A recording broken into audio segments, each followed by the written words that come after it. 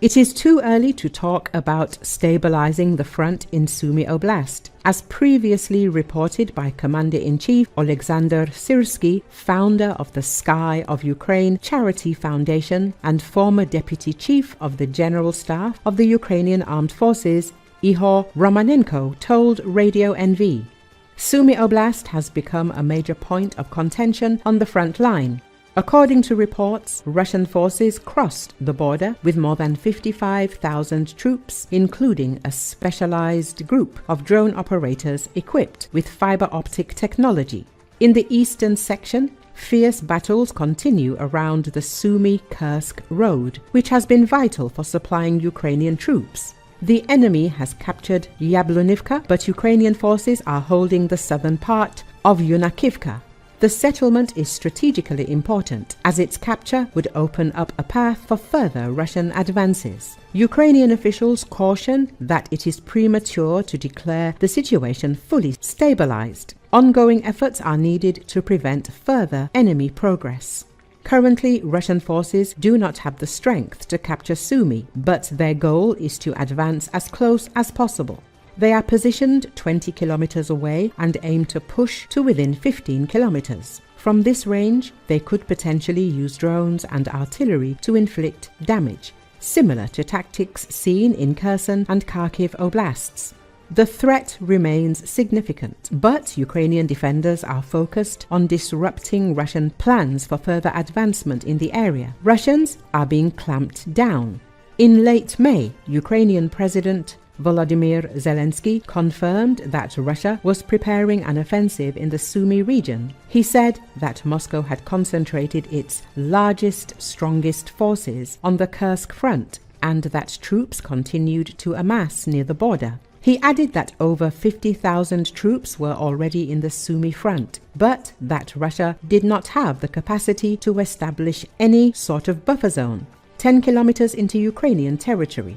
Mikhailo Samus, a military expert and director of the new Geopolitics Research Network, believes that the fears triggered by Russian President Vladimir Putin's recent statements on establishing a buffer zone in Ukraine are exaggerated. He told that it was not the first time that Russia had announced such intentions. There are no buffer zones there, and there won't be any. There are repeated Russian attempts to attack Ukrainian territory. Samus said 1 year ago they tried to attack the entire Kharkiv region. They penetrated 6 or 7 kilometers deep into the area around the town of Vovchansk. A year later, we can see that the troops' advance stopped there.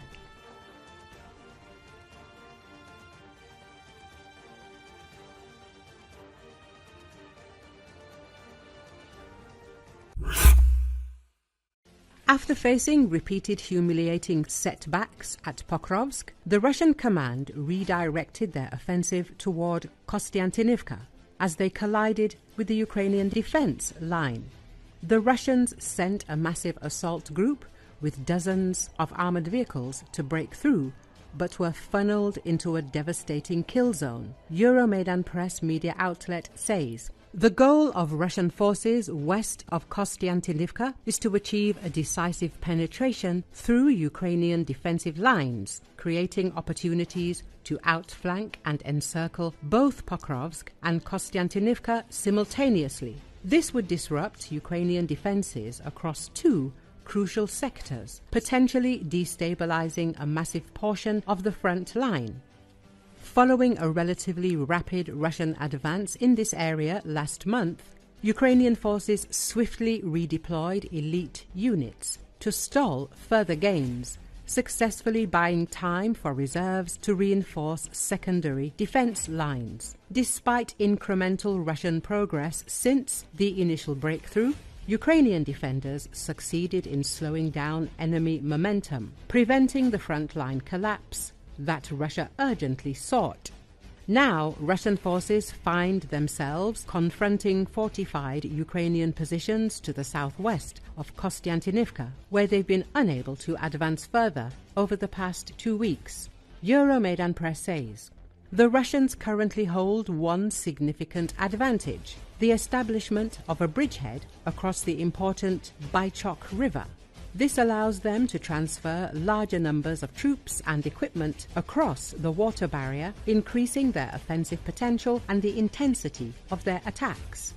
The geographic position of the bridgehead offers flexibility for attacks against Kostyantynivka or Pokrovsk, but given limited resources, Russian commanders seem focused primarily on pushing toward Kostyantynivka. This tactical choice also threatens the nearby Ukrainian defense lines near Toretsk, increasing the reward of any successful maneuver for the Russians.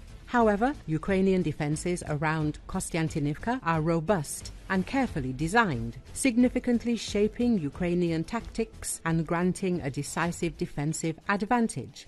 Elaborate anti-tank ditches and natural terrain features effectively funnel Russian forces along the heavily fortified Pokrovsk-Kostyantynivka highway, Euromaidan Press reports. Ukrainian engineers have constructed a sophisticated network of layered fortifications along this critical road, establishing a formidable defense in depth. Additionally, rows of dragon teeth along the highway serve as concrete barriers to halt Russian armored assaults, while hidden Ukrainian positions in the fortifications deliver devastating fire.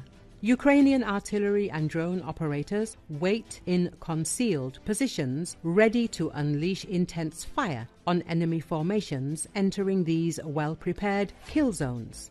Faced with mounting difficulties and aware of the increasingly reinforced Ukrainian positions, the Russian command opted for a desperate gamble.